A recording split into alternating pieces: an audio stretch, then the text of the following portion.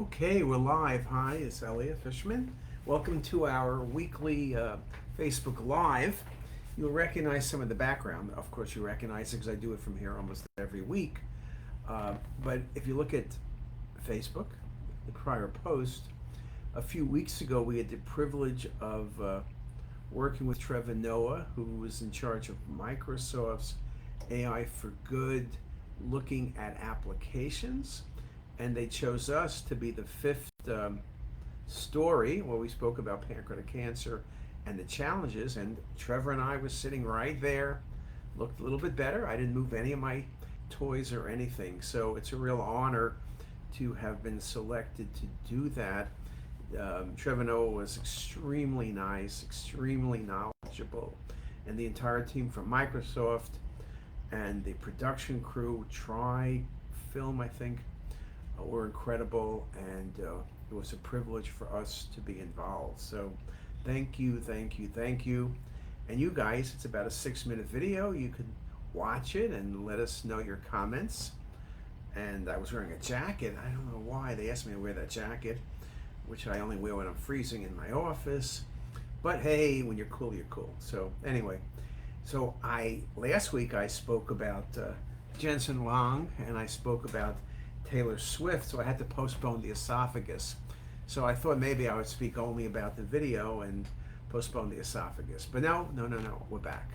Okay, so CT of the esophagus. You know, people spend a lot of effort talking, including ourselves, talking about CT of the stomach and then CT of the small bowel, CT of the colon, maybe virtual colonoscopy, CT of the kidneys, the adrenal, the spleen, the liver, the lungs, the mediastinum, the heart. But how many lectures have you heard on the esophagus? Several problems, right? One is it's hard to evaluate the esophagus. In many patients, there's no clear plane between trachea and esophagus, aorta, some of the retroperitoneal structures, posterior mediastinal structures. So challenging to really image, and there's no good protocols, right? How do you distend the esophagus? You can give air, physes, but doesn't work really well on patient hiccups. They feel uncomfortable, so the study doesn't get done well. You can give positive contrast, but then it's hard to opacify the esophagus because patients will swallow. And of course, if they have achalasia and they're not swallowing, then it's easy perhaps, though it's mixed up with the food. And so you're looking at the esophagus without good distension. So things you can easily see hiatal hernias, but you realize things like small esophageal cancers you're not going to see. You also have the danger of overcalling, right? Because the esophagus measures a couple millimeters in wall thickness, but if it's not distended, you know, you can't really say there's no tumor there, there's no inflammation, and you could overcall rather than undercall pathology. So we tend to probably undercall rather than overcall.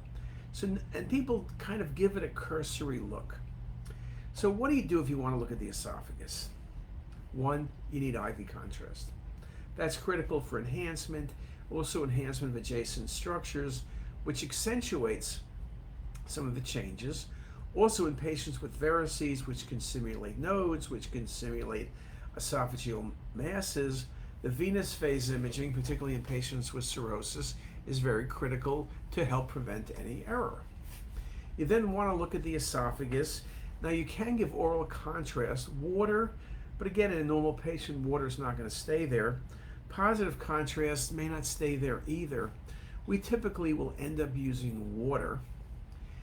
What you need to do is look at the esophagus, look at all of the images in order, look for changes in enhancement, look for changes in wall thickening, look for the presence potentially of communications between the esophagus and the trachea, or the esophagus and the aorta, though that's exceedingly rare. But trachea is not that rare. Look very carefully at that area. I want you to also look carefully distally. Now, it's hard to call a Barrett's esophagus, and it's easy to overcall a tumor in the lower esophagus because it's just hiatal hernia typically and maybe some thickening. If the esophagus is diffusely thickened more than a centimeter, then for long length, an esophagitis is a good thought. A big dilated esophagus with lots of food in it and the transition by GE junction and literally dilated up to the thoracic inlet, achalasia, classic. May see some infiltrates in the lung because of aspiration. Or as I showed a case in conference yesterday, scleroderma, where there's interstitial fibrosis at the bases and a big dilated esophagus. We can see duplication cysts of the esophagus. They can look almost like bronchogenic cysts, neuroenteric cysts, or even neurofibromas. We can see multiple polyps in the esophagus. That's uncommon, but you can see polyposis. But again, it's pretty uncommon. You can see smooth muscle masses just can occur in the esophagus. You can see foreign bodies. Oh my goodness, I'm going to have to put that phone down. You have to look carefully. I usually disconnect the phone, I'm sorry. But you want to look at the presence of foreign bodies. The patient could have aspirated. If it's a kid, you're thinking about a coin. If it's adult, particularly if they have some mental health issues, they could swallow things like batteries or needles or pins or all sorts of things. You also, if someone drinks something by accident or intentionally that's under the sink, one of those toxic agents, you can see bad esophagitis. You can look for esophageal cancer if there's asymmetric thickening and asymmetric enhancement. You look for nodes. You can see nodes in the esophageal region. Most cases of esophageal cancer, nodes will go to the left supraclavicular zone or down by the celiac axis nodal chain, so you want to be able to look at that. So that's inflammatory. Infectious, bad esophagitis, we typically see diffuse thickening more in bone marrow transplants or immunosuppressed patients.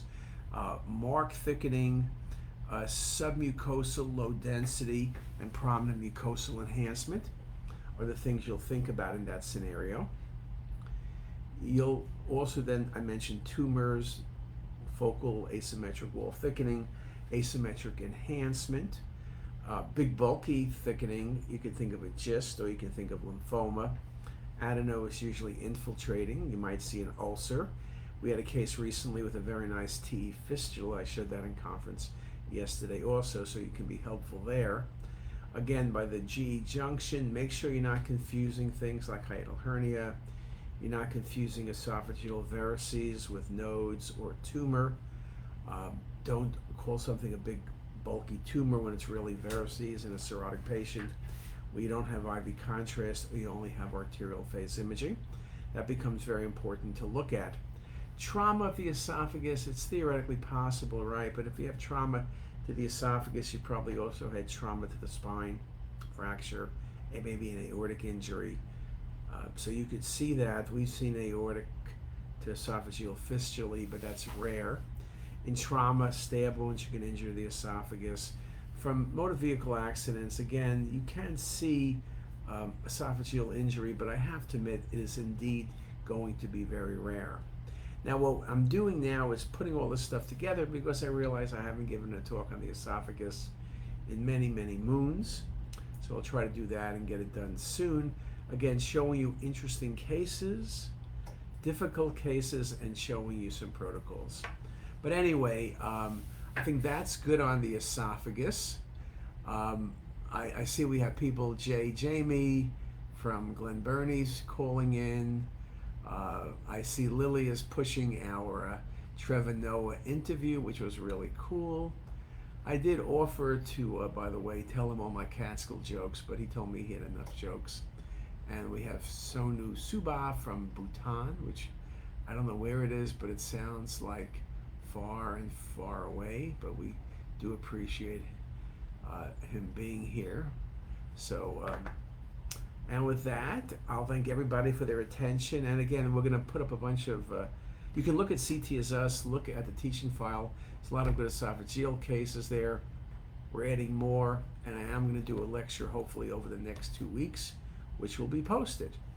And with that, I wish everybody a great day. And take a look at that Trevor Noah interview. Hope you like it. Bye.